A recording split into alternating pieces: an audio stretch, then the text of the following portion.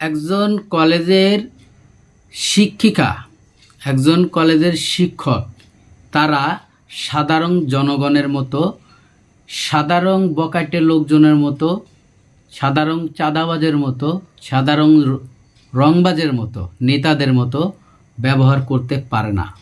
হ্যাঁ, আমি মানছি এই এই নেতাদের অনেক দোষ ছিল।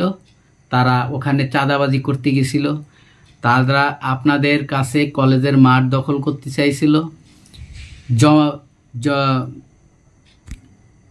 জনসাধারণের জন্য ওখানে একটি ওয়াজ মাহফিলের আয়োজন করার জন্য প্রতি বছরে এটা করে থাকে। তারা এটা বাৎসরিক, তারা ওই এলাকায় তারা নিজ নিজ দায়িত্বে এবং ওখানে যত আমলিগ হোক, বিএনপি হোক, জামাত ইসলাম হোক, অন্য অন্য সকল দল ঐক্যবদ্ধ হয়ে একসাথে এই মাহফিলে অংশগ্রহণ করে যতটুকু জানা গেছে।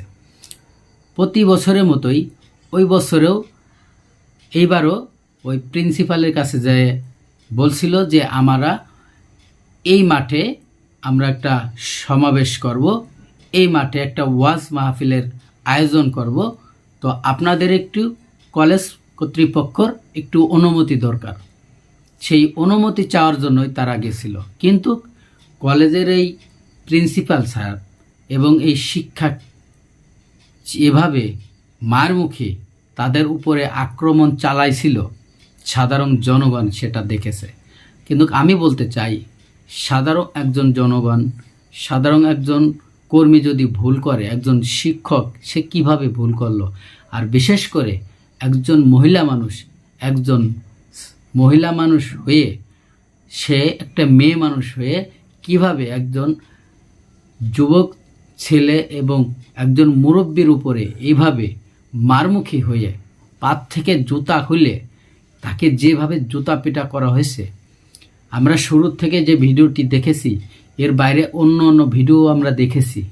সেখানে আমরা প্রথম যে ভিডিওটি দেখব হয়তো এই মহিলার দোষ দিব, আর অন্য অন্য ভিডিও দেখলেও সেখানেও এই নেতাদের দোষ আছে, অর্থাৎ সমান অপরাধী।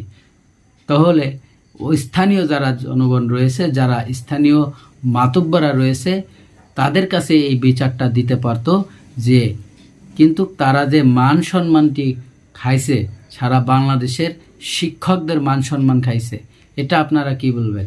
একটু দয়া করে কমেন্ট বক্সে কমেন্ট করে জানাবেন যে ঘটনাটি তারা কি ঘটিয়েছিল।